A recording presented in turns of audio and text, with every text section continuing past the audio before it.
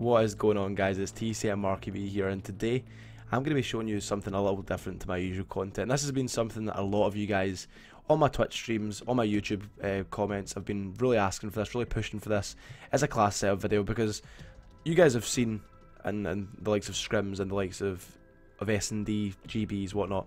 I'm very detailed on what classes I use and for certain situations, for certain scenarios, the reason I would use it, and I really tend to go into a lot of detail as to why I would use these certain things. So I'm going to be spreading that knowledge, spread that educational. This is very much an educational YouTube video that's going to hopefully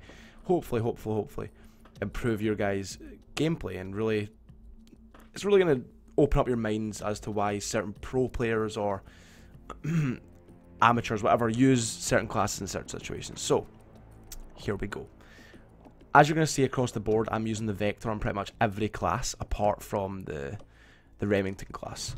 I actually need to really quickly change something here. I need to stick the blue dot on it. I really am favouring the blue dot recently. I don't know why. It's just, I don't know, just been liking it. Regardless, you're going to see across the board I'm using the Vector with grip and muzzle. And this is something that's really sort of troubled me a lot recently. What's the correct gun choice? I mean, you've got the MTAR, you've got the Vector with red dot grip, you've got the Vector with red dot muzzle, and really I've found that the best one for me, and it's brought me the best results, has been the Vector with grip and muzzle. It's just, although the red dot sight is very good and all, I'm not saying it's not, but like, you're just more, I feel like you're more versatile with this weapon because you're also able to pick up those range kills, as well as being very good at the close range kills as well, which the muzzle is very inconsistent. I felt sometimes I'd be picking off shots across the map, and then sometimes your shot would be everywhere. The recoil pattern of it seemed very strange and very alien and not very consistent, which consistency is something that in guns that I feel like I need. I hate losing out on a kill because the gun is fucked up, not myself personally. And that's what you get with the red dot muzzle. Sometimes it can be perfect, and sometimes it can be all over the place. And you may think that's because your aim or something like that, but a lot of the time it's just due to the inconsistency of the weapon with the certain attachments that you're using. So, grip muzzle is my favourite gun. It's more versatile. You can pick up those range kills. You can melt at close range as the Vector does best. So now, with all that being said, now let's get into the actual nitty gritty. Let's get into the classes. So, this class is, it's mainly a break-off class. It's got tac resist, right? It's so you can get to it's obviously got agility, marathon, ready up, dead silence, focus, tac resist. No tacticals, no lethal. I don't always use this, but this is, if you look at the maps on Call of Duty Ghosts, a lot of the maps are mainly rushes into mid-map, and it's a sort of Mexican standoff. Who wins those initial encounters usually goes on to sort of, if you win the initial encounter, you're in a great position in the match. So really, you got to put yourself in the best possible position by using the best possible classes. So really, in that initial encounter, you're not really going to be coming into many like close quarters gunfights. So you're not really going to be coming into any sort of steady necessary gunfights. So I don't really have that attached on because I don't feel like it's entirely necessary. A lot of the shots you're going to be making around mid map are going to be aiming in. You're not going to be able to hip fire those things unless one of their players is playing very aggressive off the start, which doesn't really happen on a regular basis. So I feel this is a good start off class. Tac resist stops them from doing the likes of pre-stuns on Freight. A lot of teams like to do pre-stuns, and then you obviously if you get stunned in the middle of a break, you're in a very bad position. They know where you are, you don't know where they are. They've got you stunned, and they've got you in a very good position, and for the majority they're going to kill you. That's why I tend to use that class off the start. So now, second class. This is my double nade and reflex class. So this is a class that I tend to stray away from. I'm not a big fan of it. I honestly believe that this should be banned, but in the current rule set, this is allowed. I only really pull out this class if for example, on Freight Domination, if I see my teammate spawning back white, meaning that I'm more than likely, if I'm coming off respawn, if I'm more than likely going to get that back white spawn, and they're going to be putting pressure on B, the best possible thing I can do in that situation, I'm not going to be able to really fight them because they're obviously going to be pushed up on white or pushed up on brown, and they may potentially be sitting looking underneath the train. So really in that situation you really want to have double nades. So this is the only real time that I'll ever pull out this double nade class. For the vast majority I like to stay aggressive with other classes, but that's what it's for. Pull it if you get back white spawn, or if you guys spawn where you're in a position to nade it. You need to go clutch. You need to make some big grenade kills to win your team the game. That's when you should be pulling out this class. So next class, pay a close attention to what teams are using. So, if you particularly notice that a team doesn't use any sort of defenses, if a team doesn't use blast shield, if a team doesn't use attack resist, they will be very vulnerable to a class like this. So, for example, a team like Complexity, maybe, who may only run steady aim. Obviously, a lot of them do have counters, so Mr. X has pushed this into their head that if some team is abusing something against them to switch class, they all know that it's not going to work for a vast majority of the time. But teams that are vulnerable to like the likes of stuns is the main focus on it, because a lot of people don't really use blast shield. Stuns, attack resist is something that's widely used across the board, but if somebody isn't using it, really you can really make use of the stuns and really keeping them pinned back and using the stuns and nades to your advantage. So that's mainly when I'll use that class. So now, steady aim, this is the full aggression, full slaying class. So I'll mainly pull this out if we have like an A-B setup and we have a lot of pressure on their home flag. Like, we don't have any pressure on our B flag whatsoever. There's no real need for me to pull out double nades. I really just need something that's going to help me continue to be aggressive, continue to get up in their face, continue to win gunfights, which is then going to put us in a better position to win the game. So that's when I'm going to pull out this class. I'll only really pull out this class if I feel like I'm not going to be damaged too much by stuns as well. So I really keep an eye on what other teams use, and that's a key thing to note, guys. Make sure you're keeping yourself aware of what the other team is using at all times. Next class, this is a Remington class. This map, I'll only use this on Octane.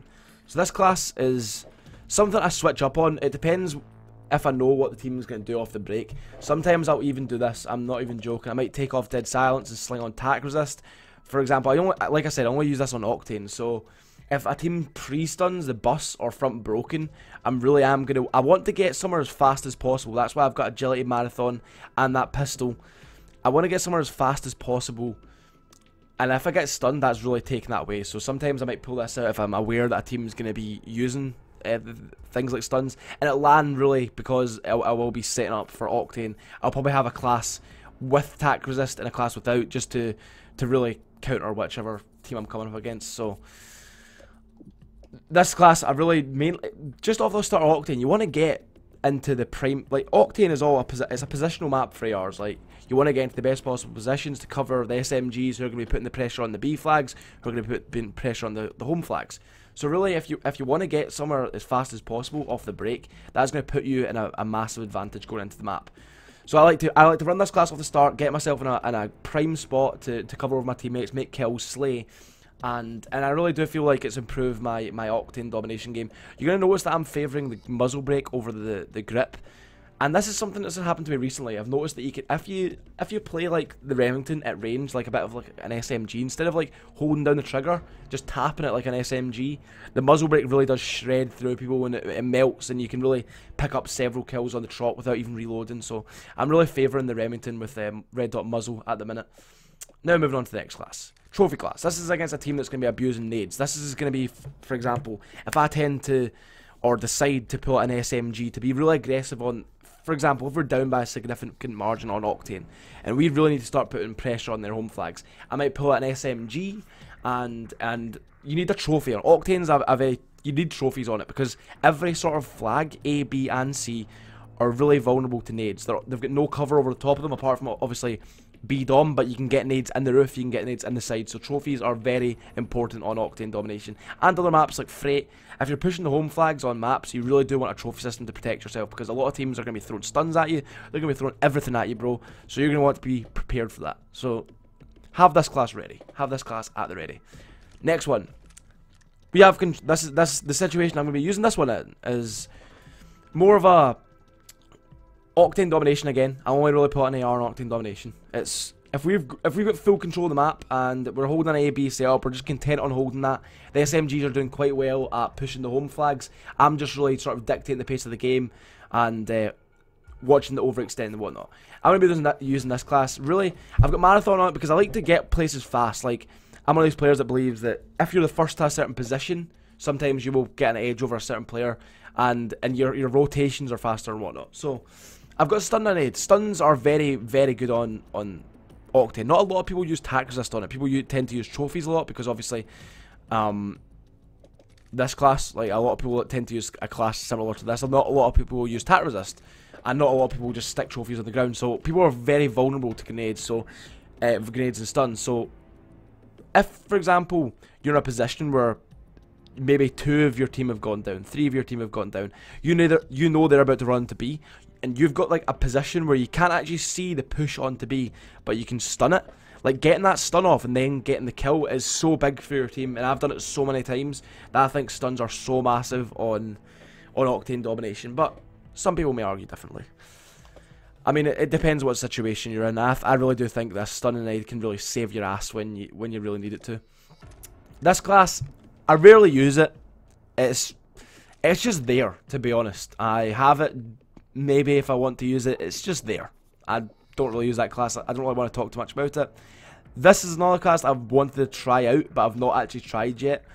And it's something a lot of you guys may find very interesting. So a lot of people will argue that the Vector aims in much slower than obviously the MTOR, which it does. It's slower off the hip. I was thinking maybe it might work if you just gave up an extra nade or an extra tactical and just went full on ready up marathon. So you're still kind of fast, quick draw, and then you're sort of near to that MTOR. So you're able to also melt people at close range, but you're also able to react off the sprint, because if you're going to be using marathon, you're going to be sprinting a whole lot. This class is a break-off class. So, for example, off the start of maybe Octane, maybe off the start of Freight, your team might make the call, let's all just jump on B. So off the start of that, you don't really, your main focus in that situation is just to get on B. You don't really need dead silence. You're not going to be getting sound thored.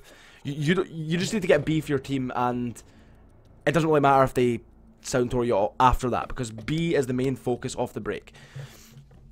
And then you can deal with whatever happens afterwards. So obviously all the necessary things, you're going to have agility, marathon, dead silence, tack resist, and double stuns. The reason I have double stuns is, for example, on Freight, if maybe off the start off you might be bombing it on B, you can, if you've got double stuns, you can get on straight on B. You won't be getting stunned because you have that tack resist. You'll be there as fast as possible with that agility marathon. You'll be able to react to gunfight with that ready up, and you also have those double stuns to stun out the alleys. For example, underpass alley, red alley.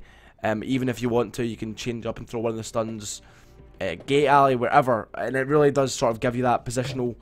You're aware of where the other team are. So even if they've got tack resist on, you know where they are, you know where to be aware of, and you know where the real pushes are going to be made from onto you.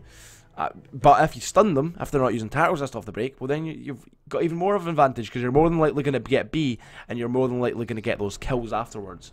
So that is the end of the class setup video, guys. I know it's been a long one, 30 minutes long. Hopefully it's been very informative and really give you an insight into why I use certain classes. I've been very detailed in this, obviously. If you've enjoyed the video, give it a like.